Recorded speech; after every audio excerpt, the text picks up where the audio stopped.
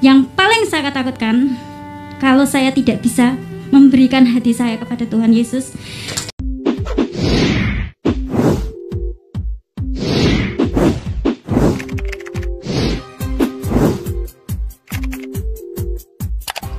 Saya Nurfatmini Utami, bisa panggil Utami, bisa panggil Ame atau siapa saja. Saya memperkenalkan diri saya, tapi melalui sebuah pertanyaan kecil ini. Di sini ada sebuah pertanyaan, apa yang paling kamu takutkan? Saya tipe orang yang sebenarnya sangat konsekuen dalam setiap keputusan.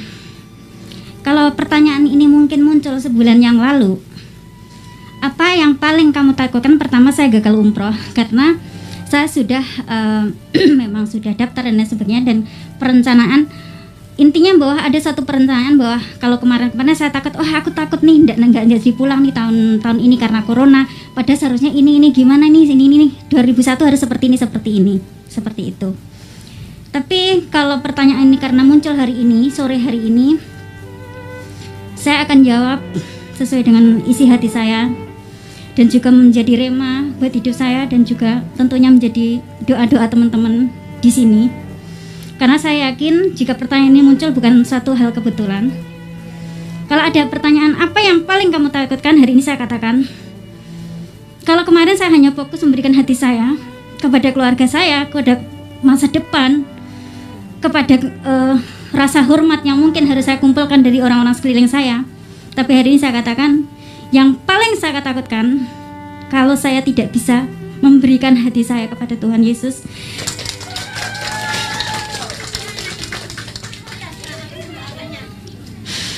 Saya melewati masa-masa yang terberat.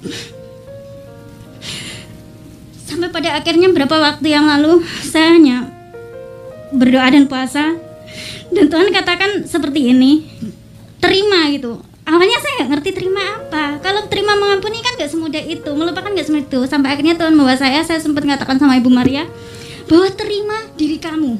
Sampai akhirnya saya menemukan, terima diri kamu. Artinya bahwa Tuhan itu baik banget gitu loh. Bagaimana saya lora lari, jatuh bangun, tapi Tuhan tetap membawa saya dalam keadaan seperti ini, utuh. Mungkin secara manusia saya melihat saya hancur, tapi saya utuh di depan Tuhan. Dan saya memang secara ini mungkin saya nggak tahu harus mulai titik mana, tapi saya minta doa teman-teman semuanya yang ada di sini, tolong bantu saya dalam doa agar saya terus fokus ke dalam Tuhan, dan saya percaya Tuhan akan pulihkan. Mungkin rencana kemarin seperti ini, mungkin saya akan ubah rencana kedepannya seperti ini. Dan doakan semoga hati ini milik Kristus yang bisa dicuil-cuil nantinya di Indonesia untuk anak-anak yang membutuhkan, untuk orang-orang tua yang membutuhkan. Itu tujuan saya saat ini, membagikan hati saya kepada mereka yang membutuhkan. Selamat malam Pak Abdurrahman. Iya, selamat malam. Selamat malam Pak. Bapak Muslim Kristen? Kristen. Kristen ya? Iya. Oke. Silakan Pak. Begini, saya mau memberikan tanggapan juga kepada Pak Ustadz ya.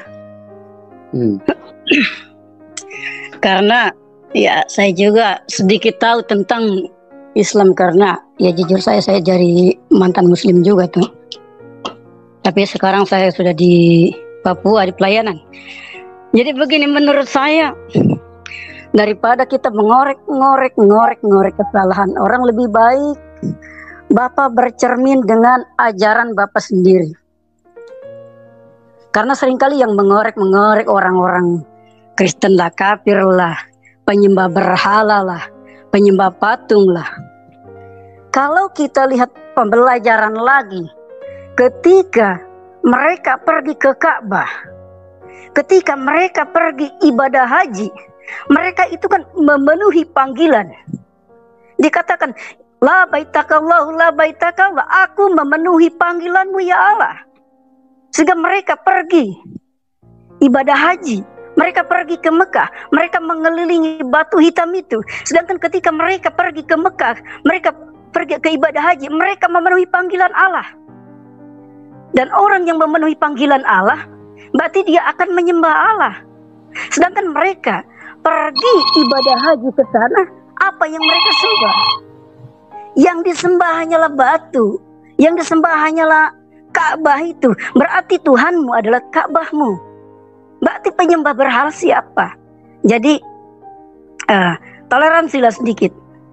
Kami orang-orang Kristen tidak mau mengorek-ngorek kesalahan atau kejelekan agama-agama lain, tetapi marilah kita bangun toleransi antara agama kita, dan kita belajar masing-masing menurut kebenaran kita. Kalau memang itu menurut Pak Ustadz kebenaran Pak Ustadz, belajarlah di situ. Dan tolonglah kalau khotbah itu atau berceramah itu, ceramahlah dari Al-Quran Anda. Bagikanlah pengalaman dari Al-Quran Anda, jangan mencomot-comot dari Alkitab, terus diambil yang jeleknya saja, tidak mau baca yang baiknya saja. Itu menurut saya bukan ustadz. Kalau menurut saya, kalau dia hanya mengambil yang jelek-jeleknya saja, karena kalau setahu saya ustadz itu dia memiliki hati yang hati yang lembut, dia penuh kasih sayang. Karena kalau orang benar-benar seorang ustadz, dia mengajarkan apa yang Tuhannya, dia memiliki kasih dan memiliki kasih sayang.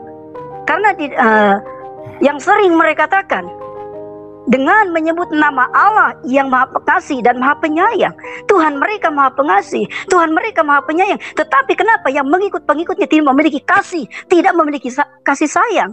Itu yang diherankan sekali. Jadi tolonglah ajarkanlah ajaran yang baik bagi Pak Ustadz sesuai dengan Al-Quranmu, sesuai dengan akidahmu yang membangun. Jangan hanya mencari kesalahan-kesalahan orang lain, karena orang-orang yang mencari kesalahan orang lain ujungnya akan binasa dan masuk neraka. Karena itu saya bilang, Pak Ustadz, bertobatlah sebelum kiamat datang. Oke, terima kasih. Terima kasih Pak Abdurrahman. Ya, terima kasih. Ini luar biasa apa yang beliau sampaikan, teman-teman.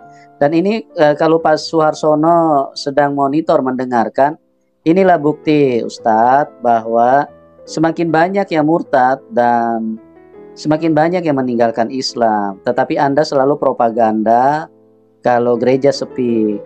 Ini kalau mau ditampilkan, ini jutaan orang ini yang sudah meninggalkan Islam, ya.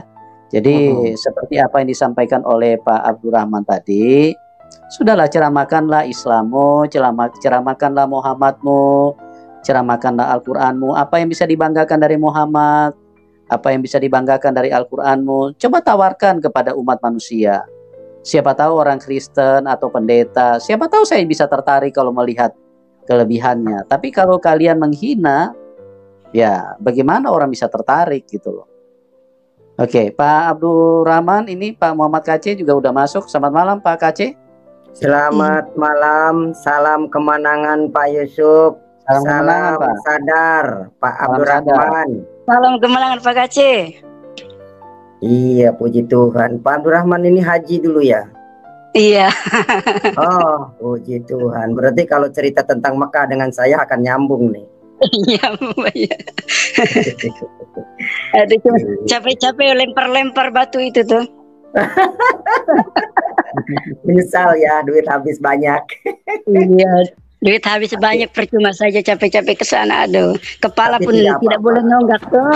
Aduh, pengalaman Pak. Jadi kita sekarang bisa memberantas mereka, bisa memberitahu ke mereka dengan fakta yang benar. Begitu Pak Abdurrahman. Bu, Tuhan punya cara. Saya bersyukur. Coba kalau saya nggak pernah ke Mekah dulu, kalah sama mereka berdebat saya. iya. Makanya mereka itu tidak mau ngadepin saya, yang mau ngadepinnya para pendeta, dibohongin sama mereka. Yang membuat mereka kasihan begini Pak. Baru-baru ini saya temukan Al-Quran surat 72 Al-Jin ayat 19 yang menyatakan bahwa Muhammad itu dikerumuni jin, dekat dengan jin. Saya cari-cari ayatnya, di mana ayatnya Muhammad dekat dengan Allah, tidak ada. Kalau Isa Al-Masih ada ayatnya dekat dengan Allah. Surat 3 Ali Imran ayat 45, begitu Pak Haji.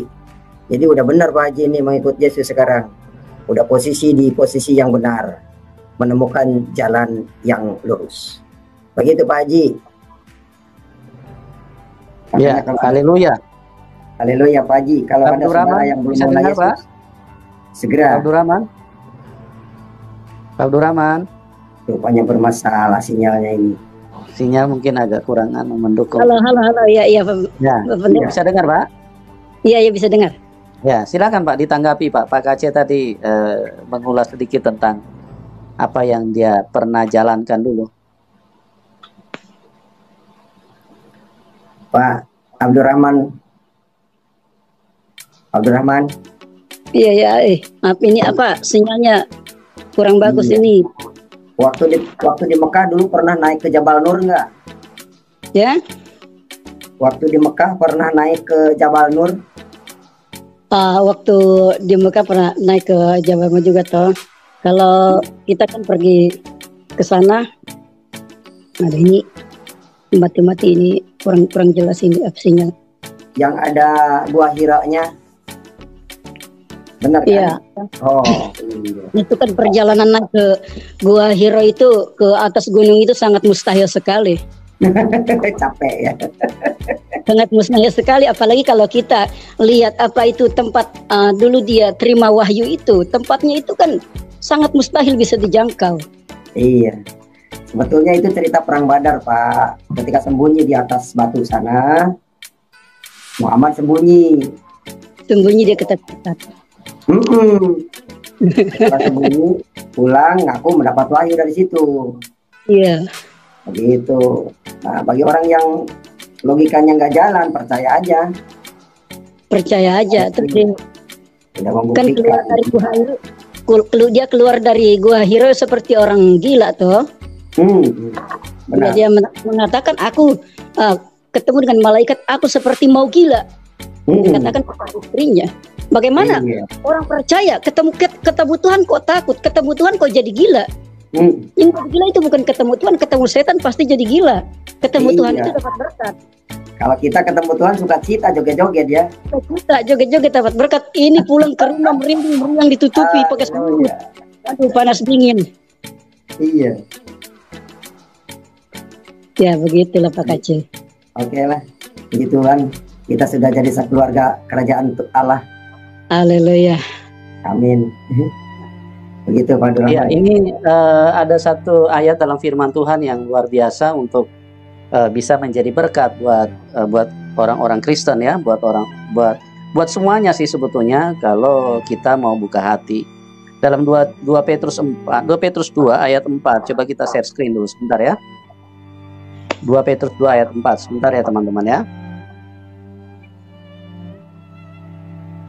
Ya, 2 Petrus 2 ayat 4. Oke, Pak Kaceh bisa bacakan Pak?